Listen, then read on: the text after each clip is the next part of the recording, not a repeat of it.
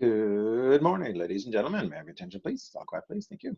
All right, so that went by pretty quickly. We're going to be wrapping up the unit on nation building challenges in the Americas.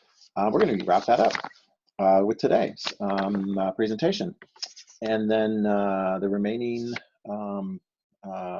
presentations lessons are going to come from our next and last unit, which is going to be dealing with the Civil War, the United States of America, leading up to it, during, and the aftermath. So that's going to be coming up. I'll have that posted for you in time for next week. So just make sure you go through all the various different notes. If you miss any of the videos and so forth, go through your notes on all of that, okay?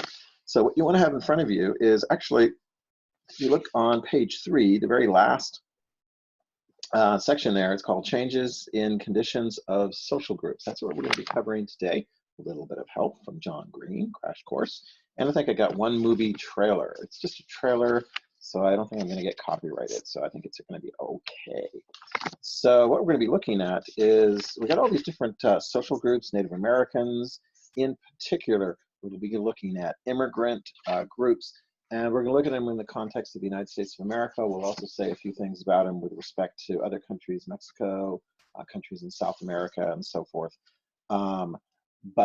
Yeah, so let's go ahead, and the first one we're going to be talking about is the Native American situation. We've got Native Americans, right, people who are originally indigenous to these continents, North and South America.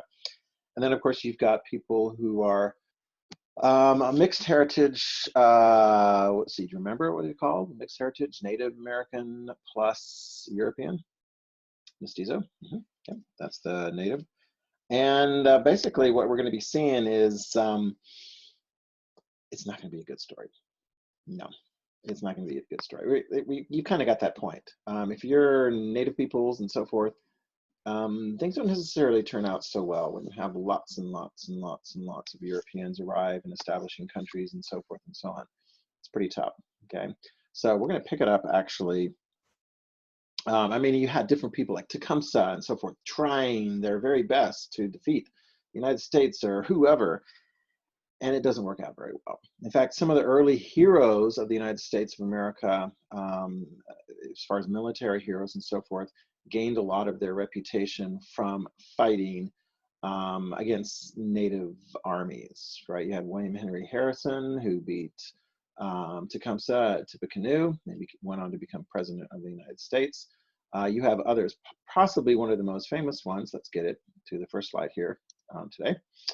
And that is Andrew Jackson, right? Andrew Jackson. He was one of the first presidents of the United States who kind of came from more humble origins, and was elected not too long after democracy really spread in the United States of America. By the time Andrew Jackson was elected, I would say in 1828, he pretty much any poor man, white man, free man in the United States could vote, which was a bit of a change from the early days in our country when you actually had to own some property in order to be eligible to vote. So Andrew Jackson really appealed to a lot of the white Americans of all status, but particularly poor ones. And of course, he was a hero of the Battle of New Orleans, which was from the War of 1812. So Andrew Jackson. So what do we know about him with respect to Native Americans? Well, obviously, he's a big deal in history. Didn't get on Mount Rushmore, but he's on the $20 bill. See right there? It's on the $20 bill. Although history looks back at things and sometimes doesn't have the same view. I remember growing up and watching movies, you know, good guys, bad guys, cowboys versus Indians. Cowboys were the good guys, Indians were the bad guys. That has changed in my lifetime, seeing some movies. You know, Dances with Wolves, for example, portraying Native American positions much more in a positive light. Well, with respect to Andrew Jackson, when he became president of the United States, he looked at the continent and was like, yeah, I think, as did many people in Congress and many people in the United States who were not of Native American heritage, I think that there's just too many Native Americans living within the boundaries of our states. They passed a law. You can write it down. There it is, the Indian Removal Act of 1830. Okay, so it's an act. It passed Congress, the House, the Senate, was signed by the president. And President Jackson's like, yeah, I'm going to enforce this with the authority of the United States military. Basically, it says what it says. It's not sugarcoated. It's not like the positive future for Native Americans. No, removal is what it says, and that's what happened. Let's take a look at the map. All right, take a look here. What we had, particularly in the southern states, is you had areas where Native American tribes had existed, right? So you see, for example, the Seminole tribe in Florida, the Creek and Cherokee tribes in Georgia and Alabama, the Choctaw and Chickasaw in Mississippi. There you got the Fox and the Sox, I think is how you pronounce that, up in Illinois and so forth. But you had a lot. This law was mostly with respect to Native American peoples in the South. And you can see by looking at the map and also the title right up here, Trail of Tears, what actually took place was,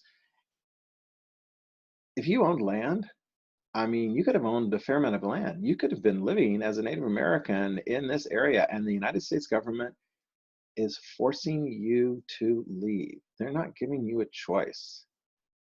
They see you as a threat, as an other, as a danger, as we need to get you out of here. I'm not going to line you up and kill you, but with respect to what happened next, many people did die. It was called the Trail of Tears. And you can see by the map here, these lines of movement of people as they are moved to what was called Indian Territory, right? This was part of the Louisiana Purchase, and it will be established as the new Indian Territory, kind of like resettlement, like, oh, here, you're going to be living right here now. So we got Cherokee areas and so forth, and we're going to like set you all up there, and that's going to be your place. That's your new home. Yeah, a lot of people died on the way. That's why they call it the Trail of Tears. I mean, it's not like they loaded up lots of buses. They didn't have, buses and so forth. People were forced to move, and if you were elderly or young or ill or lame or what have you, you might not make it all the way. Okay, and of course, as you know, later on, the Indian Territory is going to be taken by the United States government and opened up for settlement. Right? It will become the state of Oklahoma, and you'll have all kinds of white people coming in and settling and taking over the land that had been promised to Native Americans after they had been forced in the 1830s to move from their original homelands.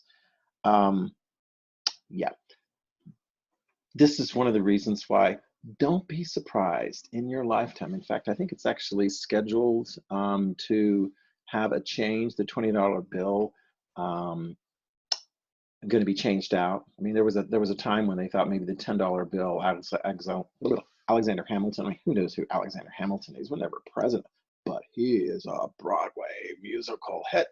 So we're not going to remove Alexander Hamilton. It looks like Andrew Jackson at some point might be removed from the $20 bill. And there's a big question as to who's going to be the one replacing it. It's actually going to be probably, they've got it all set up, somebody from our next unit, a woman of color who gains a great reputation of leading many of her people, African Americans, slaves from the South to freedom. They called her Moses at the time. You guys probably know her name, and you'll learn more about it in this next unit. Her name is Harriet Tubman. So don't be surprised if you see Harriet Tubman on the $20 bill. And Andrew Jackson, whose Indian Removal Act of 1830 actions and so forth don't look so positive in the light of history. But that was part of the history, and it's not like just him. I mean, this is a common view of many, many people back in those days, right? In fact, it was very interesting. Write this down. It's called Manifest Destiny. Some of you guys may have heard this. It was a big deal. It was the idea of the folks living in the United States, mostly of European heritage, that the continent of North America, the continent is destined by divine forces, it's meant for the United States, and it's meant for the descendants of Europeans. It's meant for the white people to take over the continent. Right there, you see it. You can write his name down, John O'Sullivan. He was the guy who came up with Manifest Destiny in 1845, which is basically supporting the notion of, like right here, we're going to take over the land that belonged to the Native American people because they are, dispensable. The spirit of hostile interference against us, checking the fulfillment of our manifest destiny to overspread the continent allotted by Providence, God, for the free development of our yearly multiplying millions. I mean, the kids of the Europeans and the more Europeans that keep coming and coming and coming and coming. So there you have it. That's a key part of that, and the policies toward Native Americans as we move forward in U.S. history is not going to be real positive. I mean, you'll have various different agreements being made with Native peoples like, oh, here, we're going to move you and you can settle in here and that'll be yours until we change our minds. Or other deals will be made with Native Americans, other parts of the country. For example, you can take a look right here. To give you various different pieces of land, reservations. It's going to be reserved for your people to live on those lands. And then, of course, the settlers arrive, and the pioneers arrive, the farmers and the ranchers, and and the reservations get smaller and smaller and smaller and smaller. And Native Americans go to court and they're like, what's going on? I thought we had a treaty. I thought we had rights. I mean, what the heck? In fact, write that down. The Indian Appropriations Act of 1851. You see that? Indian Appropriations Act of 1851. It's in your notes, okay? So I'm going to tell you about that. It's an act, obviously, passed by Congress, signed by the president. It sets aside some money to move Native peoples, Native Americans living in some of the western areas, right? So we got this whole northwest area, and then, of course, after Mexico lost the Mexican-American War, you have all these Native American peoples here in the southwest part. And the idea is to move them onto reservations, okay? And of course, some of the Native peoples are like, I just don't really trust that. One of the most famous, of course, is right up here in northern Idaho. There's a reservation there for the Nez Perce tribe. And the leader at the time was Chief Joseph. Some of you may have heard this story of Chief Joseph. He did not trust the United States to honor an agreement, and he retreated. He would not be forced onto a reservation. And he, if you follow the thing right here, he ended up moving this way, that way, so forth, getting into fights with army and so forth, and managed. Some of his people escaped up to Canada, where they lived. He ultimately was captured and put on a reservation.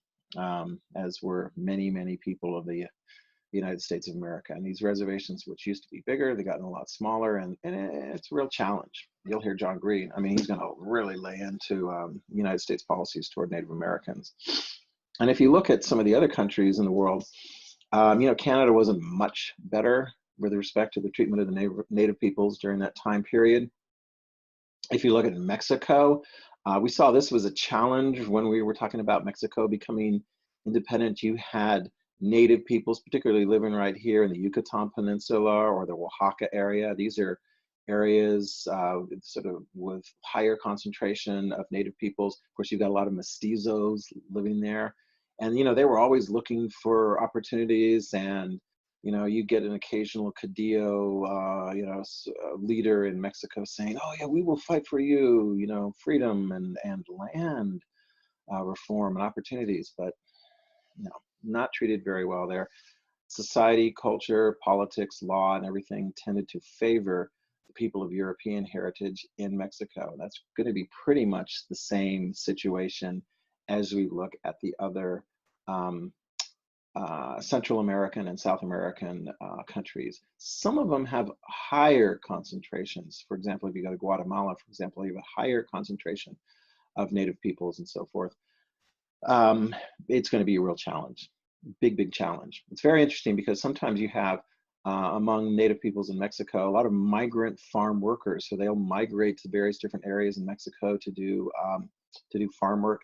At various different times. They will also come up to the United States of America when the borders were a little bit more open. It was much more easy to have, seasonal workers come, particularly among Native Mexicans coming up across the United States and then work and then come back as well. So it's very interesting. Some of the people who are farm workers in Mexico and the United States who are considered Mexican are actually, I mean, there are Mexican nationals, but many of them are, a high percentage of them are native population, okay? Yeah, I mean, you saw this when I showed you the mission. Lands and opportunities and rights and livelihoods lost as you look. Like here we got the South American, and you got all the variety of various different tribes there and so forth. But particularly a big problem right here in the Amazon area, rainforest, because some folks are like, well, that's a good place to grow rubber trees, you know, take down the original trees and so forth. But the problem is if you got an indigenous population living among those, living the way that they have for hundreds and hundreds of years, and then the rubber tree developers and so forth want to cut down the trees, it tends to disrupt the livelihood and opportunities of those peoples there. It's not so great for the peoples in there. We'll give you a couple of examples, just as by way of contrast. Bolivia in South America is an interesting one. It probably has the highest percentage of native population of any of the South American countries. About 62% is native, like almost 100% native heritage. And another 30% is mestizo. So if you're looking to go to a place that doesn't have as big of a European influence in their, you know, look and culture and so forth, Bolivia. Paraguay, remember Paraguay where the mission was? You have like what, 1.7% of the population, less than 2% of the population is like pure native heritage. Another 95% is mestizo. So the aftermath of the missions being destroyed and European conquest and yada, yada, yada, all those different years, you have a mixing of the population there in Paraguay. So quite a bit of a difference between those two countries and not too far away. Yeah, there's not too many Guarani in Paraguay living the way they had years and years and years ago.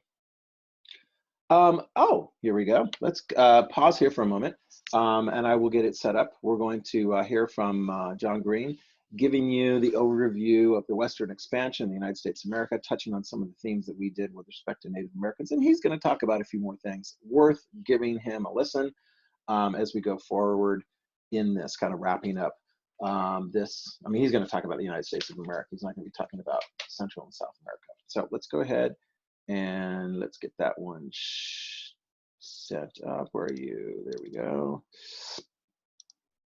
Okay, John Green. You guys ready? All right, let's do this.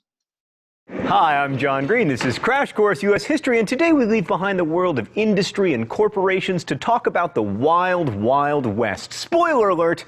You have died of dysentery. And in the process, we're going to explore how all of us, even those of us who are vegans or eat sustainably produced food, benefit from massive agro-business that has its roots in the wild, wild West. The West still looms large in American mythology as the home of cowboys and gunslingers and houses of ill repute and freedom from pesky government interference, but in fact, it was probably not as wild as we've been told. Ugh, Mr. Green, why can't America live up to its myths just once? Because this is America, me from the past, home to Hollywood and Gatsby and Honey Boo Boo. We are literally in the myth-making business.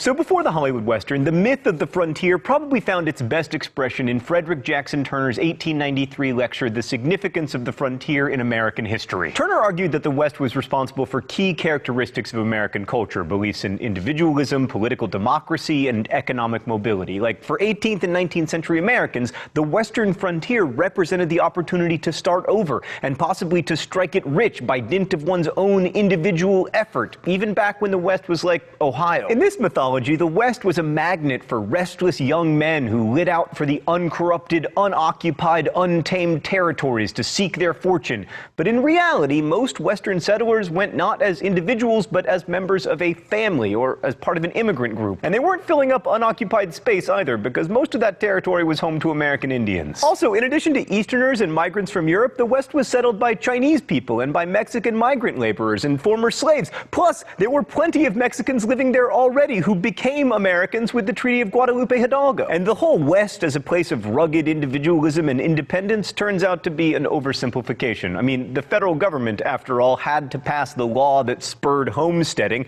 then had to clear out American Indians already living there, and had to sponsor the railroads that allowed the West to grow in the first place. About as individualistic as the government buying Walden Pond for Henry David Thoreau. What's that?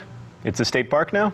The government owns it? Well, there you go. Now, railroads didn't create the desire to settle the West, but they did make it possible for people who wanted to live out West to do so for two reasons. First, without railroads, there would be no way to bring crops or other goods to market. I mean, I guess you could dig a canal across Kansas, but if you've ever been to Kansas, that is not a tantalizing proposition. Second, railroads made life in the West profitable and livable because they brought the goods that people needed, such as tools for planting and sowing, shoes for wearing, books for putting on your shelf and pretending to have read. Railroads allowed settlers to stay connected with the modernity that was becoming the hallmark of the industrialized world in the 19th century. Now, we saw last week that the federal government played a key role in financing the Transcontinental Railroad, but state governments got into the act too, often to their financial detriment. In fact, so many states nearly went bankrupt financing railroads that most states now have constitutional requirements that they balance their budgets. But perhaps the central way that the federal government supported the railroads and Western settlement and investment in general was by leading military expeditions against American Indians,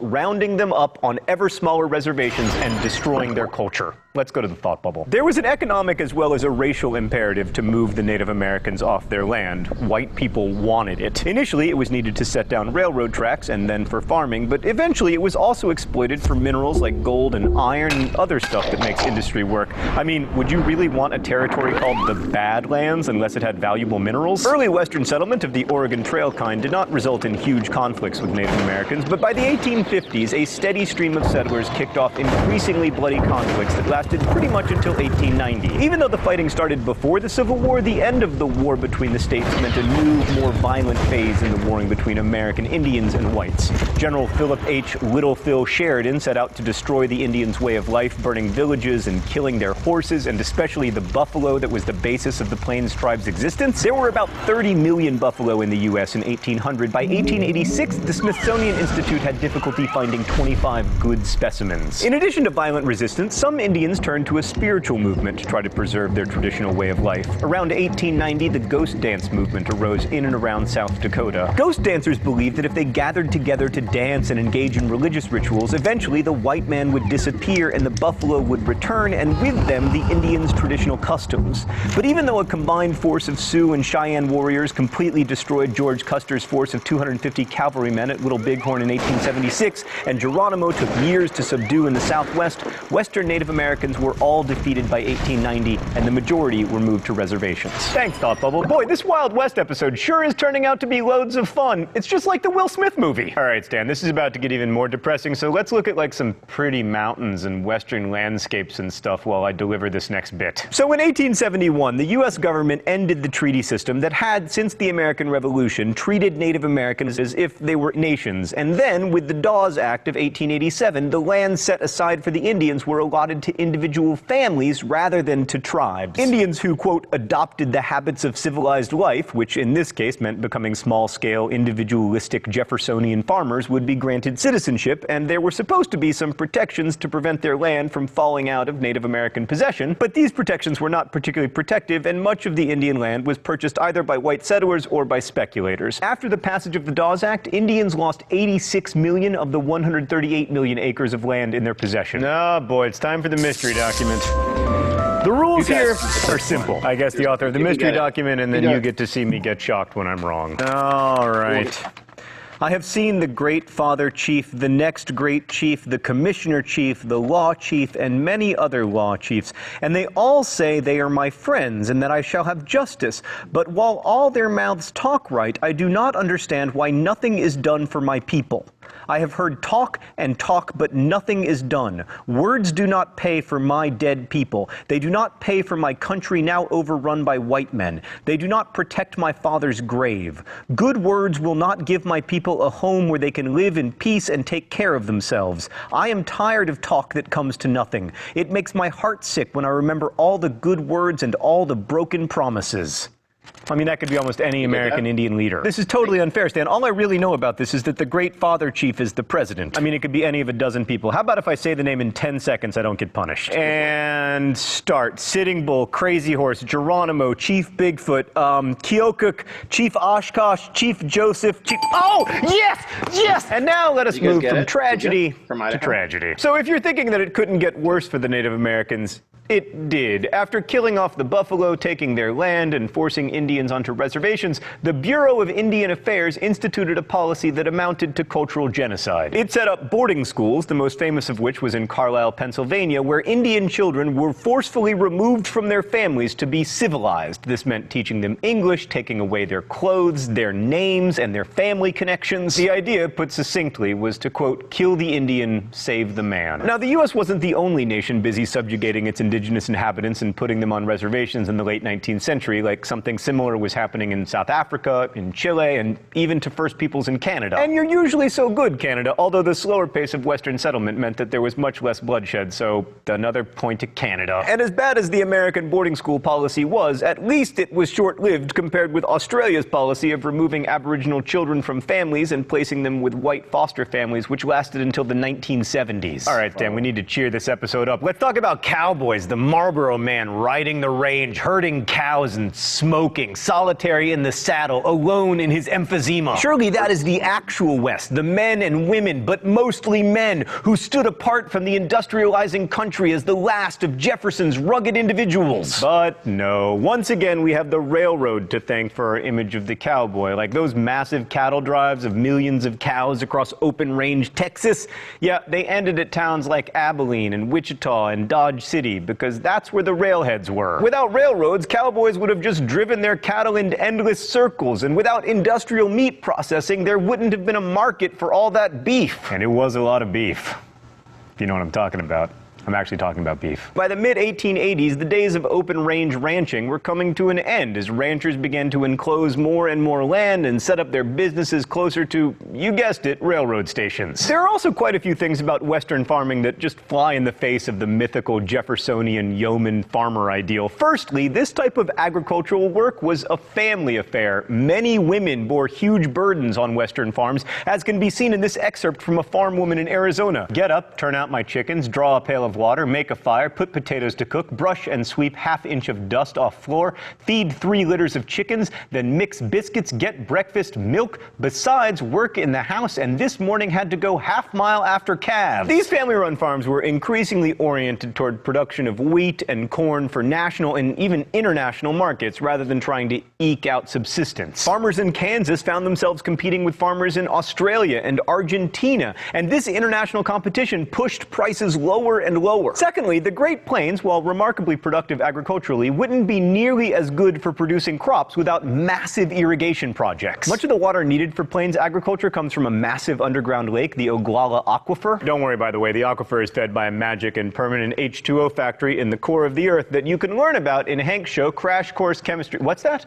It's going dry? My God, this is a depressing episode. Anyway, large-scale irrigation projects necessitate big capital investments and therefore large, consolidated agricultural enterprises that start to look more like agribusiness than family farms. I mean, by 1900, California was home to giant commercial farms reliant on irrigation and chemical fertilizers. Some of them were owned not by families, but by big corporations like the Southern Pacific Railroad. And they were worked by migrant farm laborers from China, the Philippines, Japan, Mexico. As Henry George, a critic of late 19th century corporate capitalism, wrote, "California is not a country of farms, but of plantations and estates." When studying American history, it's really easy to get caught up in the excitement of industrial capitalism with its robber barons and new technologies and fancy cities, because that world looks very familiar to us, probably because it's the one in which we live. After all, if I was running a farm like that Arizona woman I talked about earlier, there's no way I could be making these videos because I'd be chasing my calves. I don't even know what a litter of chickens is. Is it 4 chickens? 12? 16? It's probably 12 because eggs do come in dozens. The massive agricultural surplus contemporary farms create and the efficient transportation network that gets that surplus to me quickly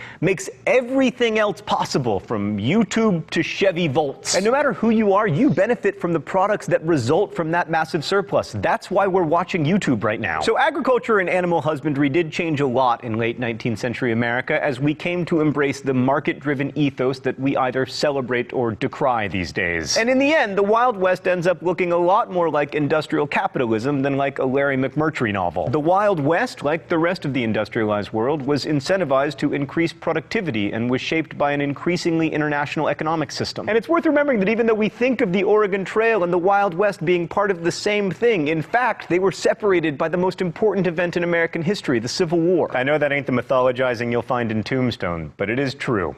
Thanks for watching. I'll see you next week. Crash Course is produced and directed by Stan Green. That was good. All right. Let's get back to our sharing the screen. Yeah. There we go. Okay. So bring that up. Okay. All right. Next one. We're going to turn our attention now to another very, very, very big thing, which of course is going on at the same time that Native Americans are being pushed out of their households in all parts of the country, as the United States is expanding west all the way to the Pacific Ocean and then some. That is immigration. Let's look at immigration. Immigration is a huge, huge, huge deal in the history of our country, particularly in the 1800s. You have most of the immigrants are going to be coming from Europe. Now, you are going to get some from Asia as well, and we'll talk about that. Not as many from Africa, with no longer slave trading going across the Atlantic Ocean. Of course, you still have slavery going on in the South all the way up until the end of the Civil War. We'll cover that in our next unit on the Civil War. But you've got lots and lots and lots of Europeans coming over. And you can see it in this chart here. This is the immigration chart coming all the way up through, and it's like, whoa, right in here. This is like fairly modern times. We had a real peak there in actually right before, about 20 years ago. And so immigration's kind of tailed off right now. Coronavirus, yeah, nobody's moving anywhere right now. But if you look at it, I want you to write these things down, okay? So we had immigration fairly small in the early, very, very early part of our country compared to what it's going to be like as we go up through the end of the 1800s. This line right here, right before World War I, again, things aren't going to be moving much during World War I. But man, are we going to have a lot of immigrants. All right, ready to write some numbers down? Okay. Key decade, 1830, the 1830s, so 1831 to 1840. We're going to have close to 600,000 people arriving in our country. And of course, we're actually pretty excited about that. One of the things the United States government liked as it was settling the western parts that were mostly populated by Native Americans was having all these Europeans arrive, and they tend to fit into our US cultural, political, social thing, economic thing, presumably a lot better than the native population. So it's like, bring them on. Here we go. Here are some of the origins of where a lot of these European arrivals came from. Britain was a very big one, okay? Ireland, with just over 200,000 coming from Ireland in the 1830s. Germany, about 143,000. That's another top source of immigration. Scandinavia, so like Norway, Sweden, Denmark, and so forth. Some of my heritage came a little bit later than that. And Central Europe, okay? Those are going to be very, very important ones. Now, when they arrive, it's very interesting. When they arrive to this country, the United States is encouraging them to move west. So many are going to be arriving, moving west, and getting land, either free land or very cheap land to settle in. So you're going to have to break, plow the fields and so forth, but the United States government is going to be providing that. Another place where many, many immigrants are going to be moving to is in the cities, okay? Big thing taking place throughout the 1800s, especially toward the end of the 1800s, is industrialization. Factories need people, lots and lots of people moving into those cities. So you get neighborhoods, in Boston and New York that are full of Irish immigrants. And so as new Irish immigrants come over, there's going to be others who have previously come over from Ireland, and they're going to be very welcoming and, presumably welcoming and saying, hey, here, check this out, check this out. So you're going to have lots and lots of folks going to be coming in to those areas. Many of those workers are going to help to build the railroads. They're going to be established running from coast to coast, ultimately. The Transcontinental Railroad ultimately finished in, I want to say, the 1860s. Canals being developed in various different parts of the country for transportation purposes as well, moving not only people, but moving produce. If you can put it in a boat and float it this way, that way, and so forth, you're going to be able to really move things along. And then, of course, some people, you know, they may come over to this country for this purpose, or after they get here, along with the others, are going to be very excited about gold opportunities, right? California, gold rush, 1849, right? 49ers, although it actually started in 1848, but that's okay. You know, how do you get to California? Well, you can go across the, you know, the continent, you know, through Idaho. I mean, there wasn't a railroad that was finished by that point, but, you know, a lot of those immigrants came through the United States. Remarkably, a lot of people that went to California went by boat. There wasn't the Panama Canal as a shortcut to go across Panama. They went all the way down the southern tip around South America. Very, very long way, right? So an interesting thing was taking place as you get all these various different immigrants and so forth coming in here. Let's see. Oh, yeah. I need to mention this too. Okay, right. Lots of Europeans. You see this, like tons of Europeans and so forth. Later, you're going to have Southern Europeans and Eastern Europeans and so forth coming over. You're also going to have a lot of people coming over from China and Japan, and they're going to be working very hard in and around the mines and building railroads and so forth. Their experience is not quite as positive. You're going to get a sense of this depending on what immigrant group you're talking about. Discrimination, prejudice, real nasty, downright poor treatment is going to be facing some of these immigrant groups, right? And at some point, like for example, in Idaho, where we are, there were lots and lots of people that came over here from China. In fact, but there was great discrimination as well. And eventually you're going to have laws being passed that say, oh, well, you can't do this, and you can't do this, and you can't mine. So people in Idaho, some of the Chinese immigrants in Idaho, like, well, if they're not going to allow us to mine, we can still make money. We can grow gardens, you know, grow gardens, because the miners need food and they need to buy food. And so in what is now Garden City, you had gardens being grown by Chinese, vegetable gardens and all kinds of various different things. And that produce was sold to the miners up in Idaho City and so forth. In fact, the main road going through Garden City, Chinden Boulevard, Chinden is a short corruption of the longer word Chinese garden. Chinden is the shorter version of Chinese garden. But you go to Garden City and you're like, well, where are the Chinese? Where are all the Chinese that were living in Idaho? Eventually, there were so many restrictions on laws for working for Chinese Americans, for Chinese, that many of them just were like, okay, I'm out of here. And they moved. Many of them settling on the West Coast in places like San Francisco and Los Angeles and so forth. Some of them getting back in boats and heading back to China. You did have serious discrimination going on as well.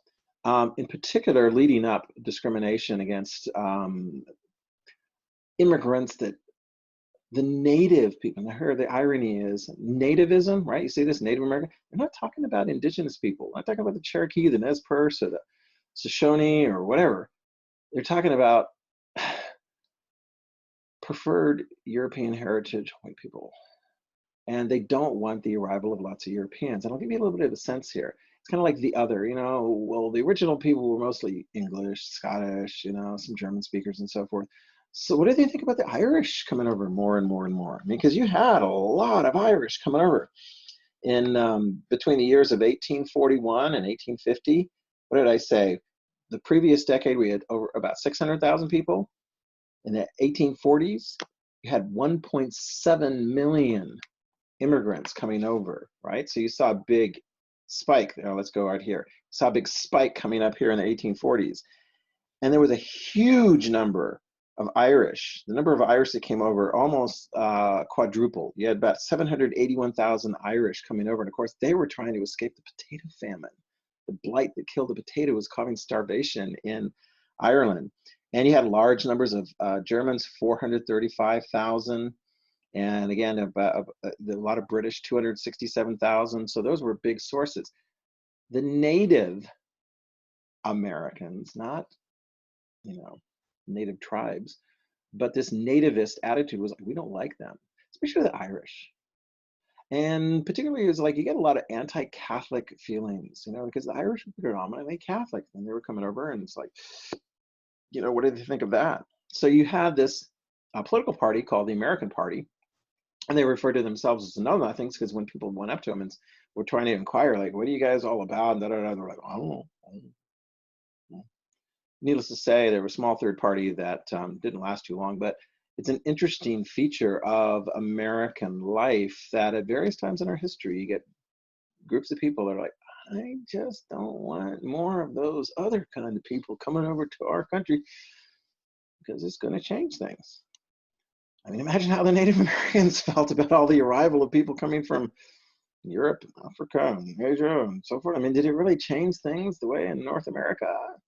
Yeah, it did. So yeah, this is going to be something that is going to continue on. Now, one of the things that's going to be very interesting as we look through here, as you see this big, huge spike, so this is right, it drops during the Civil War. You're not going to have too many people showing up in the United States, oh, hey, oh, you got Civil War, never mind. But after the Civil War, all right, and right up until like the latter part of the 19th century and early into the 20th century, oh my gosh, write it down. You got lots of people coming from Southern Europe, Italians, Spanish, Eastern Europe, Russians, Poles coming over, large numbers, and many of them moving into the city area. So you got like Little Italy, and you've got little ethnic conclaves in some of the big cities, and becoming part of America and becoming part of our country. And I dare say that many of you guys have heritage from folks that moved over to this country during this time span. It dips quite a bit before. Oh, wow, it really dipped during the Great Depression. Wow, people don't want to come to our country when the economy is really bad, and in World War II.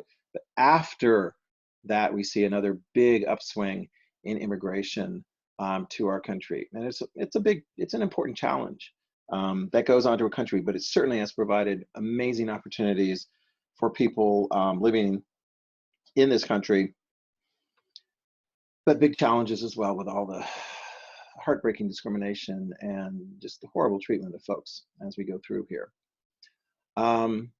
Yeah, let me just point you this.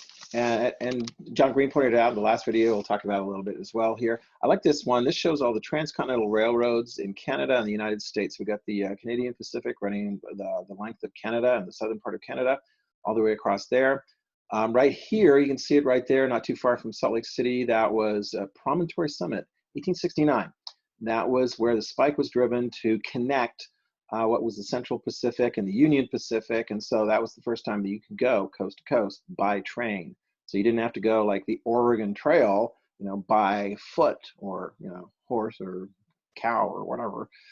You could go on by railroad. And so these railroads helped to conquer, make part of the United States, all of the new arrivals, and move goods this way, that way, and so forth.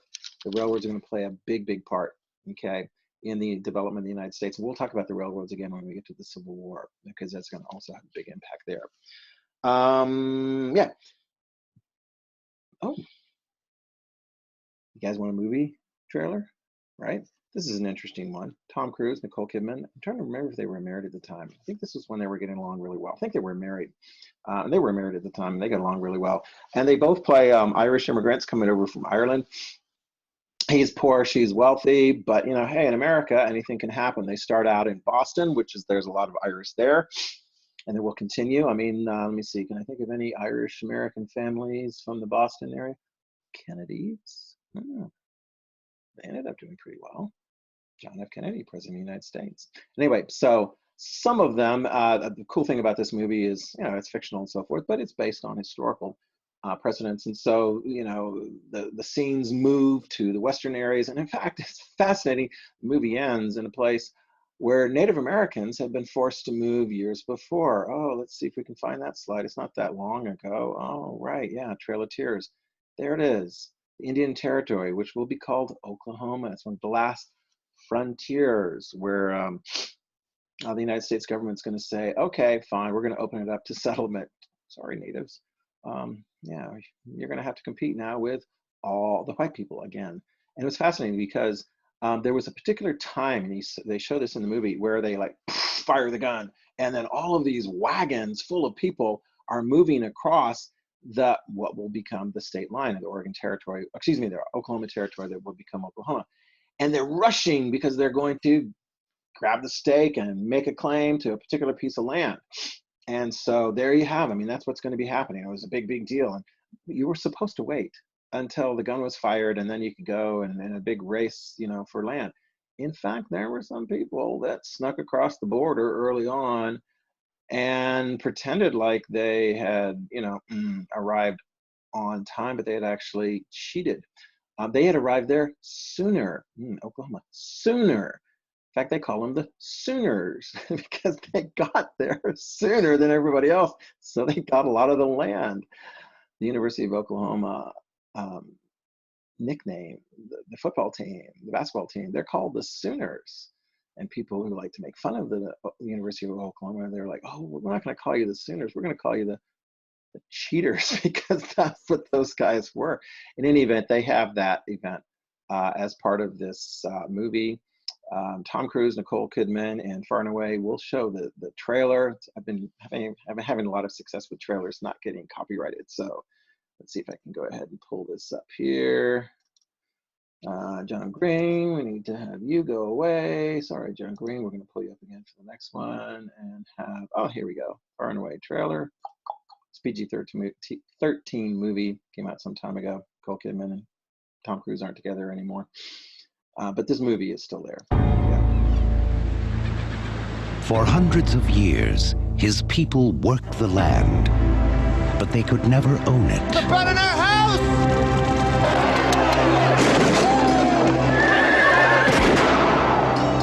I'll work my own land someday.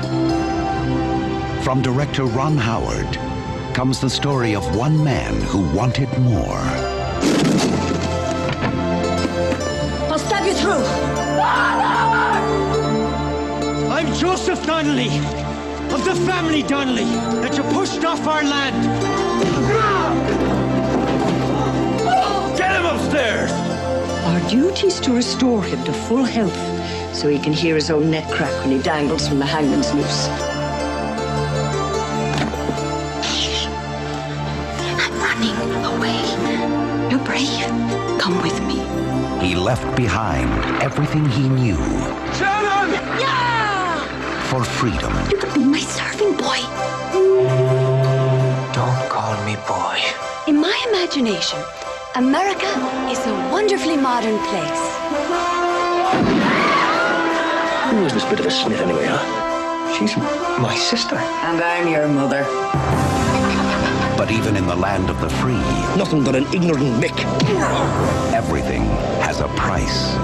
We haven't eaten for 3 days. I'll work for food. I don't hire Irish. All they have left is their dream. But America was built one dream at a time. Maybe this is my destiny. I made more money than you, and you're jealous. I can make money as fast as you can. You just watch me, scrapper. Stop this! Let's get us out of here. Us. You love me.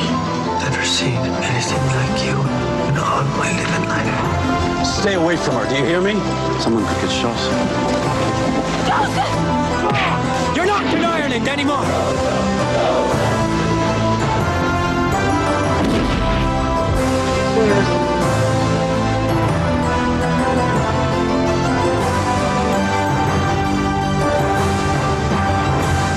I think I like America.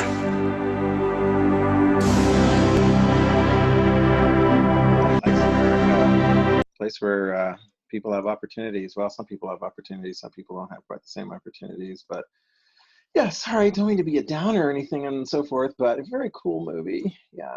Let's see, let's get back to, oh yeah, here we go. All right, Far and Away. That's very nice. Okay, turn our attention finally. Oh, let me give you some final notes here.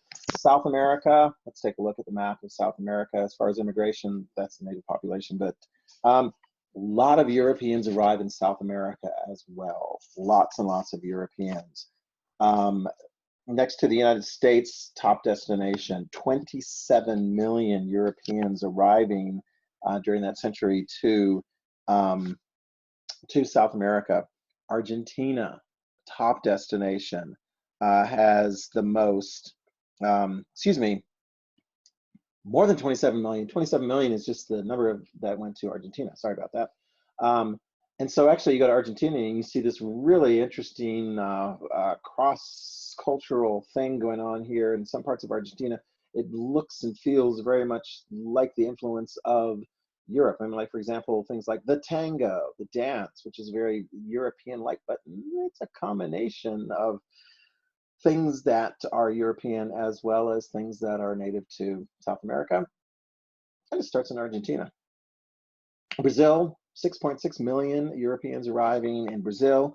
Mostly people coming from Spain, Italy. Brazil also gets lots of them from Portugal as well as Germany. Some people are like, interesting. You can go to some parts of Brazil and find large German ethnic communities from way, way back when. So read into the future. If you're a former Nazi at the end of World War II and you're like, I don't want to get caught and punished, and I want to sneak off somewhere, where could you go? That you might be able to not be noticed as being somebody who is, an escapee from war crimes tribunals in Germany. Maybe you make your way into Brazil or perhaps Argentina and so forth. Anyway, so that's 20th century going on there. Canada, of course, you can write that down as well. Canada is a huge destination for European settlers, many from Ireland and Portugal, and from Germany, and lots of Chinese immigrants and Japanese immigrants also arriving on the West Coast. So they're going to have a very big immigrant influence as far as their history goes. Shall we take a look? Thank you, John Green, once again. He is going to have us finish out our lesson here, looking at immigration as well as the growth of cities and the changing dynamics of our economy as it become less agrarian and more urban, industrial, which is why by the end of the 1800s, we are the #1 industrial economy in the world. It's a big deal, okay? In fact, if you're wondering which area, the North or the South, is going to be more industrialized, like, does that make any difference? Well, when we get to the Civil War, we can see it makes every difference, because with the industry comes factories, and from factories comes all kinds of various different things, including weapons of war. Anyway, so we'll let John Green finish this out here. Is he going to be more positive? I don't know. I mean, history is kind of a mix here. We'll cut him some slack. He does a nice job in wrapping up a lot of very interesting history. Okay, John Green, are you ready? Let's go for it.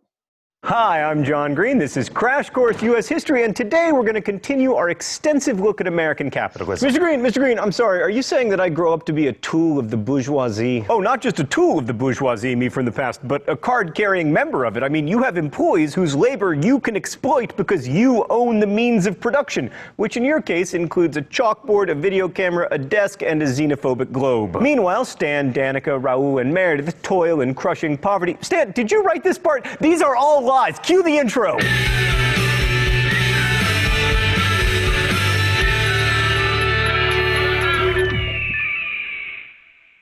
So last week we saw how commercial farming transformed the American West and gave us mythical cowboys and unfortunately not so mythical Indian reservations. Today we leave the sticks and head for the cities, as so many Americans and immigrants have done throughout this nation's history. I mean, we may like to imagine that the history of America is all go west, young man, but in fact, from Mark Twain to pretty much every hipster in Brooklyn, it's the opposite. So population was growing everywhere in America after 1850. Following a major economic downturn in the 1890s, farm prices made a comeback, and that drew more and more more people out west to take part in what would eventually be called agriculture's golden age. Although, to be fair, agriculture's real golden age was in like 3000 BCE, when Mesopotamians were like, dude, if we planted these in rows, we could have more of it than we could eat. So it was really more of a second golden age. But anyway, more than 1 million land claims were filed under the Homestead Act in the 1890s, and between 1900 and 1910, the populations of Texas and Oklahoma together increased by almost 2 million people. And another 800,000 people moved into Kansas, the Dakotas, and Nebraska. That's right, people moved to Nebraska. Sorry, I just hadn't yet offended Nebraskans. I'm looking to get through the list before the end of the year. But one of the central reasons that so many people moved out west was that the demand for agricultural products was increasing due to the growth of cities. In 1880, 20% of the American population lived in cities, and there were 12 cities with a population over 100,000 people. This rose to 18 cities in 1900, with the percentage of urban dwellers rising to 38%. And by 1920, 68% of Americans lived in cities, and 26 cities had a population over 100,000. So in the 40 years around the turn of the 20th century, America became the world's largest industrial power and went from being predominantly rural to largely urban. This is, to use a technical historian term, a really big deal, because it didn't just make cities possible, but also their products. It's no coincidence that while all this was happening, we were getting cool stuff like electric lights and moving picture cameras, neither of which were invented by Thomas Edison. I don't know if you've noticed, but suddenly there are a lot more photographs in Crash Course US History B-roll. So the city leading the way in this urban growth was New York, especially after Manhattan was consolidated with Brooklyn and the Bronx, Queens, and Staten Island in 1898. At the turn of the century, the population of the 23 square miles of Manhattan Island was over 2 million, and the combined 5 boroughs had a population over 4 million. But while New York gets most of the attention in this time period, and all time periods since, it wasn't alone in experiencing massive growth. Like my old hometown of Chicago, after basically burning to the ground in 1871, became the second largest city in America by the 1890s. Also, they reversed the flow of the freaking Chicago River, probably the second most impressive feat in Chicago at the time, the first being that the Cubs won 2 World Series. Even though I'm sorely tempted to chalk up the growth of these metropolises to a combination of better nutrition and a rise in scoodly pooping, I'm gonna have to bow to stupid historical accuracy and tell you that much of the growth had to do with the phenomenon that this period is most known for: immigration. Of course, by the end of the 19th century, immigration was not a new phenomenon in the United States. After the first wave of colonization by English people and Spanish people and other Europeans, there was a new wave of Scandinavians, French people, and especially the Irish. Most of you probably know about the potato famine of the 1840s that led 1 million Irish men and women to flee. If you don't know about it, it was awful. And the second largest wave of immigrants was made up of German speakers, including a number of liberals who left after the abortive revolutions of 1848. All right, let's go to the thought bubble. The Irish had primarily been farmers in the motherland, but in America they tended to stay in cities like New York and Boston. Most of the men began their working lives as low-wage, unskilled laborers, but over time they came to have much more varied job opportunities. Irish immigrant women worked too, some in factories or as domestic servants in the homes of the growing upper class. Many women actually preferred the freedom that factory labor provided, and one Irish factory woman compared her life to that of a servant by saying, "Our day is 10 hours long, but when it's done, and we can do what we like with the evenings." That's what I've heard from every nice girl that's tried service. You're never sure that your soul is your own except when you're out of the house. Most German speakers had been farmers in their home countries and would remain farmers in the US, but a number of skilled artisans also came. They tended to stay in cities and make a go of entrepreneurship. Bismarck himself saw emigration from Germany as a good thing, saying, "The better it goes for us, the higher the volume of emigration." And that's why we named a city in North Dakota after him. Although enough German immigrants came to New York that the Lower East Side of Manhattan came to be known for a time as Kleindeutschland, Little Germany, many moved to the growing cities of the Midwest, like Cincinnati and St. Louis. Some of the most famous German immigrants became brewers, and America is much richer for the arrival of men like Frederick Pabst, Joseph Schlitz, and Adolphus Busch. And by richer, I mean drunker. Hey, thanks for not ending on a downer, thought bubble. I mean, unless you count alcoholism. But by the 1890s, over half of the 3.5 million immigrants who came to our shores came from Southern and Eastern Europe, in particular Italy and the Russian and Austro-Hungarian empires. They were more likely than previous immigrants to be Jewish or Catholic, and while almost all of them were looking for work, many were also escaping political or religious persecution. And by the 1890s, they also had to face new scientific theories, which I'm putting in air quotes to be clear because there was nothing nothing scientific about them, which consigned them to different races whose low level of civilization was fit only for certain kinds of work and predisposed them to criminality. The Immigration Restriction League was founded in Boston in 1894 and lobbied for national legislation that would limit the number of immigrants, and one such law even passed Congress in 1897, only to be vetoed by President Grover Cleveland. Good work, Grover. You know, his first name was Stephen, but he called himself Grover. I would have made a different choice. But before you get too excited about Grover Cleveland, Congress and the president were able to agree on one group of immigrants to discriminate against: the Chinese. Chinese immigrants, overwhelmingly male, had been coming to the United States, mostly to the west, since the 1850s to work in mines and on the railroads. They were viewed with suspicion because they looked different, spoke a different language, and they had strange habits like regular bathing. By the time the Chinese Exclusion Act went into effect in 1882, there were 105,000 people of Chinese descent living in the United States, mainly in cities on the West Coast. San Francisco refused to educate Asians until the state Supreme Court ordered them to do so, and even then the city responded by setting up segregated schools. The immigrants fought back through the courts. In 1886, in the case of Yik Wo versus Hopkins, the United States Supreme Court ordered San Francisco to grant Chinese-operated laundries licenses to operate. Then in 1898, in United States versus Wong Kim Ark, the court ruled that American-born children of Chinese immigrants were entitled to citizenship under the 14th Amendment, which should have been a duh, but wasn't. We've been hard on the Supreme Court here at Crash Course, but those were two good decisions. You go, Supreme Court. But despite these victories, Asian immigrants continued to face discrimination in the form of vigilante-led riots like the one in Rock Springs, Wyoming, that killed 26 people, and congressionally approved restrictions, many of which the Supreme Court did uphold. So, yeah. Also, it's important to remember that this large-scale immigration and the fear of it was part of a global phenomenon. At its peak between 1901 and the outbreak of World War I in 1914, 13 million immigrants came to the United States. In the entire period touched off by the industrialization from 1840 until 1914, a total of 40 million people came to the U.S. But at least 20 million people emigrated to other parts of the Western Hemisphere, including Brazil, the Caribbean, Canada, yes, Canada, and Argentina. As much as we have Italian immigrants to thank for things like pizza, and we do thank you, Argentina can be just as grateful for the immigrant ancestors of Leo Messi. Also the Pope, although he has never once won La Liga. And there was also extensive immigration from India to other parts of the British Empire like South Africa, Chinese immigration to South America and the Caribbean. I mean, the list goes on and on. In short, America is not as special as it fancies itself. Oh, it's time for the mystery document?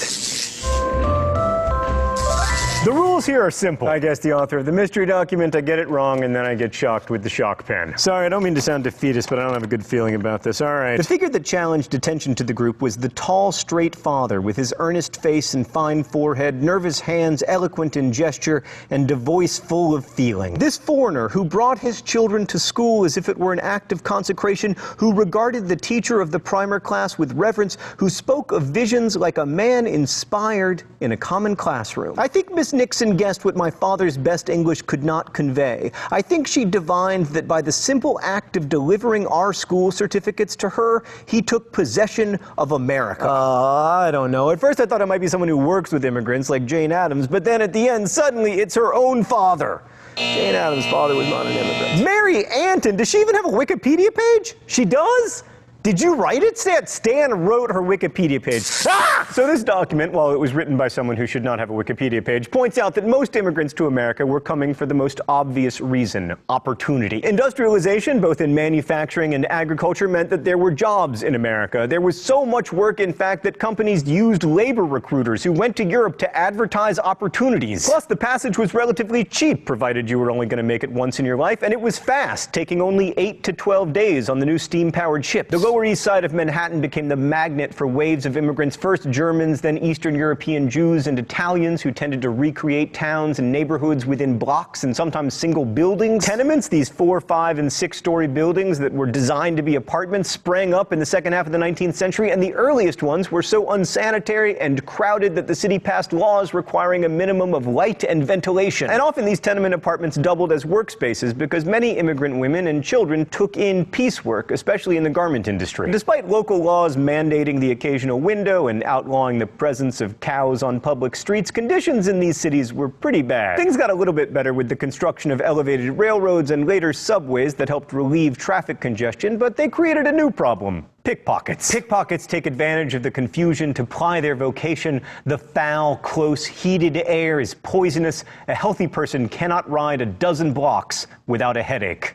So that's changed. This new transportation technology also enabled a greater degree of residential segregation in cities. Manhattan's downtown area had at one time housed the very rich as well as the very poor. But improved transportation meant that people no longer had to live and work in the same place. The wealthiest, like Cornelius Vanderbilt and J.P. Morgan, constructed lavish palaces for themselves, and uptown townhouses were common. But until then, one of the most notable features of Gilded Age cities like New York was that the rich and the poor lived in such close proximity to each other. And this meant that with America's growing urbanization, the growing distance between rich and poor was visible to both rich and poor. And much as we see in today's megacity, this inability to look away from poverty and economic inequality became a source of concern. Now, one way to alleviate such concern is to create suburbs so you don't have to look at poor people. But another response to urban problems was politics, which in cities like New York became something of a contact sport. Another response was the so-called progressive movement. And in all these responses and in the issues that prompted them, urbanization, mechanization, capitalism, the distribution of resources throughout the social order, we can see modern industrial America taking shape. And that is the America we live in today. Thank you for watching. I'll see you next week. All right, thank you, John Grain. That was very, very interesting. I'm going to leave you kind of on the screen here as we wrap up. Oh, there we go. Whoa. There we go. As we wrap up this unit. So I think we came in quite a bit under the 90 minutes and so forth. If you need to, just make sure you've gone through, taken notes on all the various different videos that we've had. I've got them all up now. They're all crystal clear and so forth. And yeah, so next week we will get started on the Civil War, another very, very big deal in history. So you guys take care, stay safe, stay healthy.